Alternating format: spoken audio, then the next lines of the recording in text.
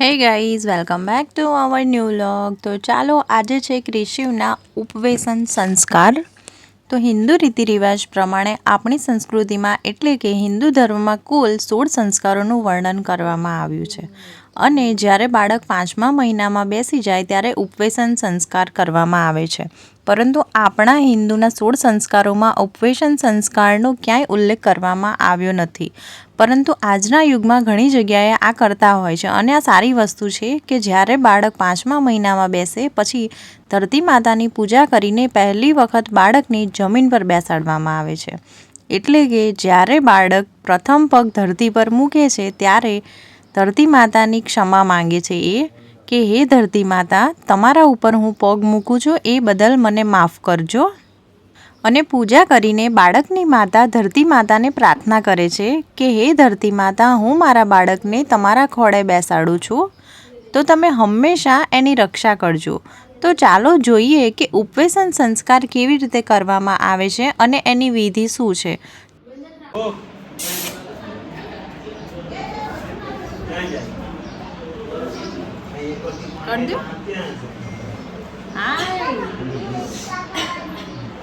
તો જુઓ, અહીંયા અમે ઉપવેશન સંસ્કારનું ડેકોરેશન કર્યું છે, જેમાં અમે આર્ટિફિશિયલ ફ્લાવર્સ, થોડા ઓરિજિનલ ફ્લાવર્સ, માટી, પૂજાની થાળી, બાળક માટે ગાદી, પીપળાના પાન અને ધરતી માતાને પ્રાર્થના કરતા 2 બેનર મૂક્યા છે.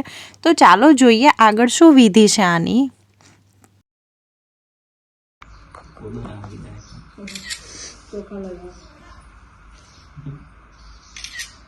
આ બાજુ બતાવો ને, આ બાજુ એને પોપટ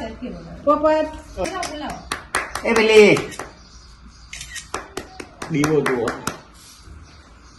એ પેલી એ ટીકી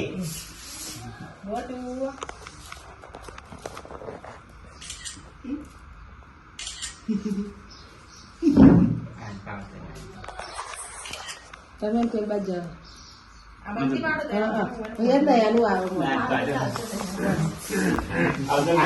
બાળકના મામા અથવા બાળકના પિતા એટલે કે બાળકના પપ્પા બેમાંથી ગમે તે બાળકને પ્રથમ વખત ધરતી પર બેસાડે ત્યારે આ ઉપવેશન સંસ્કાર કરવામાં આવે છે. ખાવાનું શું કહ્યું? એ પપ્પા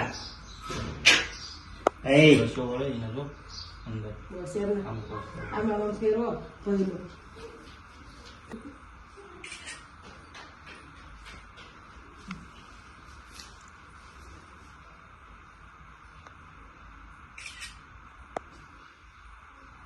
બોલો બોલો ને, ઓમ મંગલમ મંગલ ગુરુ આનંદન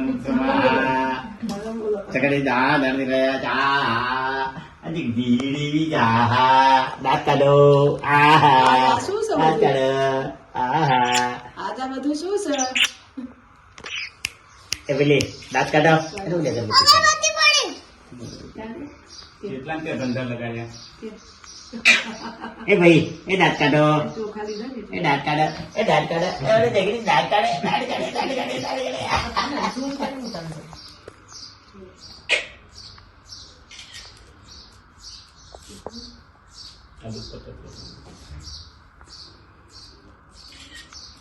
તો કે આમ જો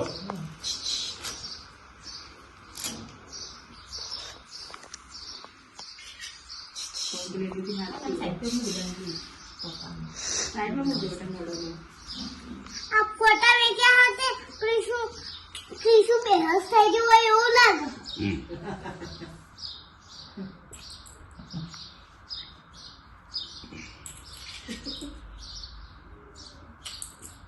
ગતિ પડે યાર,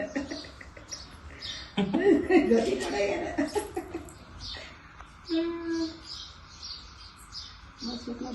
એ તો પડ્યું લે હેઠા નહીં પકડો ખાવાના. આમ આમ ન કરો. એ પેલી એ પેલી એટલો લેવાનો હતો. એ પેલી એ કર્યું પછી એ ભાઈ દર્દ બોલાવતો તો આ લઈ લો.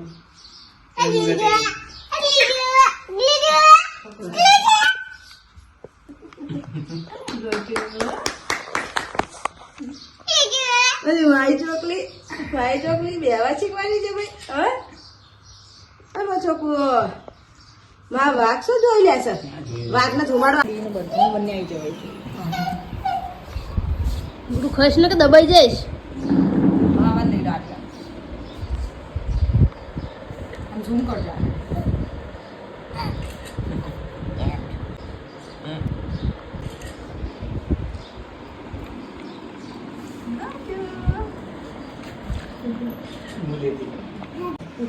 રોટલી છે લે આવે લુકજો પગે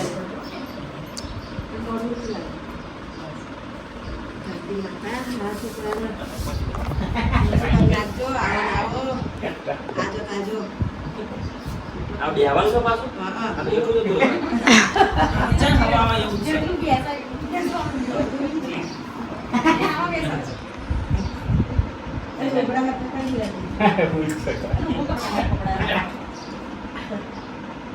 બતકમાં બેહવાનું તો મજા આવે ધોતી છે એટલે પગ બહાર નહીં નીકળે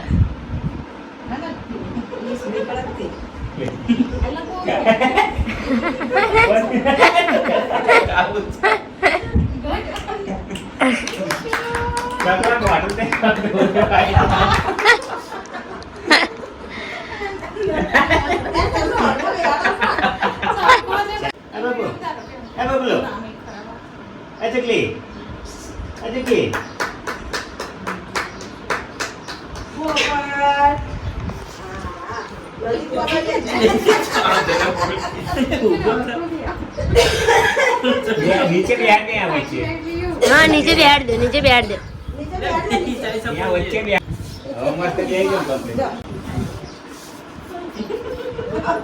બજા એ આમો જાઓ એ કિશુ એ થોડું બતકડું હેઠું કરો થોડું આ બોલાવે જો રજો ગોટુ આમ તો મમ્મી બોલા આમ તો દેખાય ત્યારે ક્રિશુ ઊંઘી જ જોઈએ તો કેશુભાઈ ગુટુ ક્યાં ગયો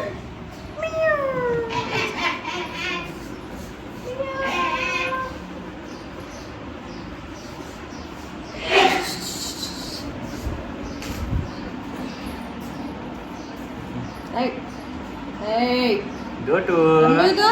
લે ગોટિયો ક્રિશુ ગોટિયો गोटू मार खाना है मार खाना है गोटू को गोटू क्या खा रहा है गोटू क्या खा रहा है गोटू ने मावा खाया આનો ગાટો તો આ બધું આરામ અપાય એવો કોઈ ઓછી હમણાં म्याऊ म्याऊ પોપટ સમજો તો એ ગોટલા काला टीका किया गोटू ने गोटू અટકે गोटू आवा गोटू ना गोटू आवा gotu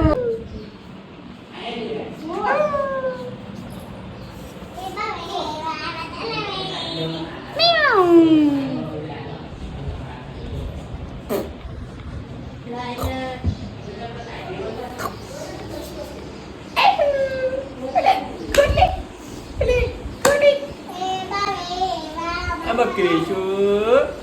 Apa kesu? Lagi kesu aja.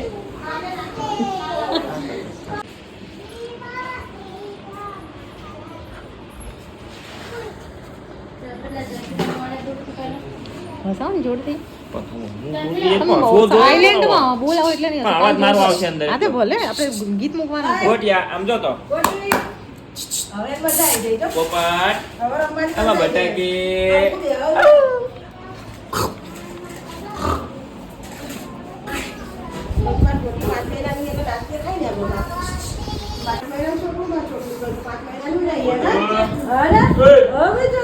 કાચી વાત ના હા ભાઈલો પછી તો પકડી દે